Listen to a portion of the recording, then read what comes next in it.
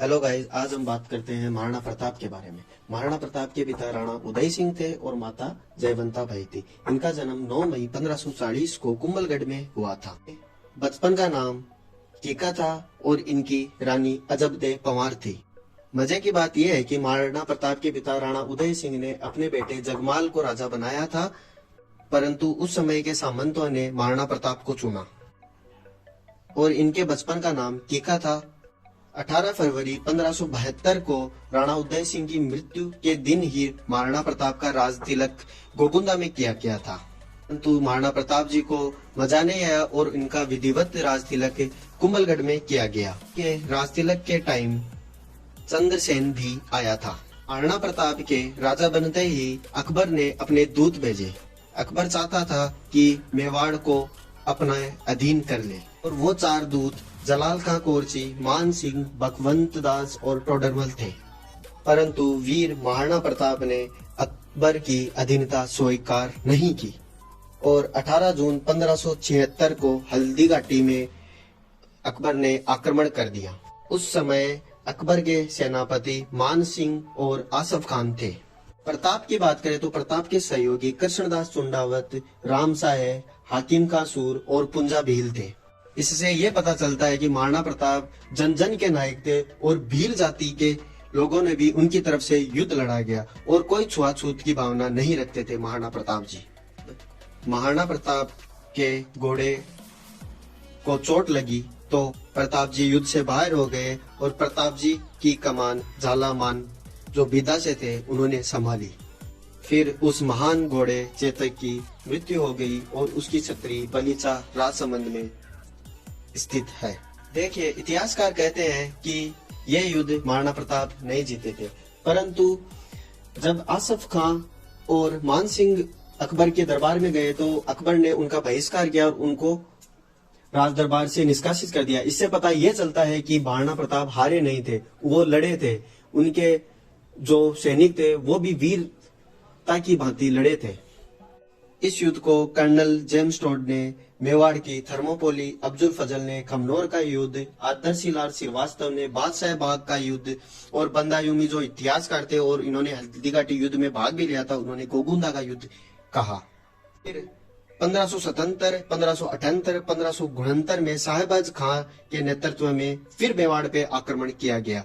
इस समय आवरगढ़ को महाराणा प्रताप ने अपनी अस्थायी राजधानी बनाई थी और ये कहानी हल्दी घाटी की युद्ध की है। फिर 1582 में दिवेर का युद्ध जो राजसमंद में लड़ा गया, वह यह भी मुगलों के खिलाफ लड़ा गया प्रताप के द्वारा।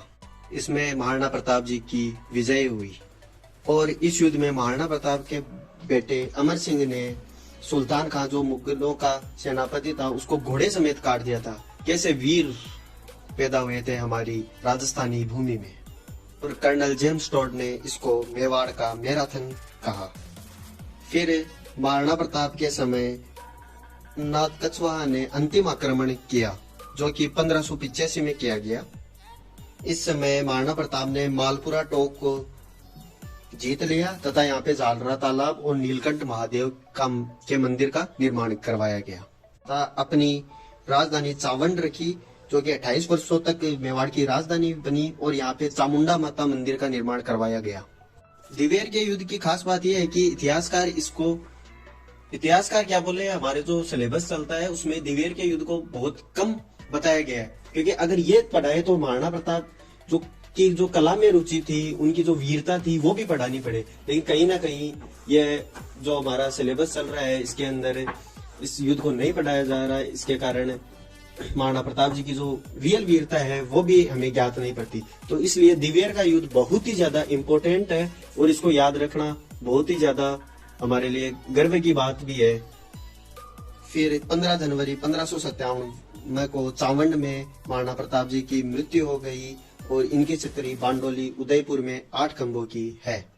प्रताप जी के दरबारी विद्वानों की बात करें तो है रतन सूरी जिन्होंने गोरा बादल की चौपाई लिखी, चक्रपाणी मिश्रन जिन्होंने राज्य अभिषेक, मुहूर्तमाला और विश्व वल्लभ का ज्ञान दिया, और माला सांधु, रामा सांधु जो चारण विद्वान थे, एक साधुनाथ त्रिवेदी जिनको मंडेर दिया गया, मंडेर जो कि उदयपुर में है।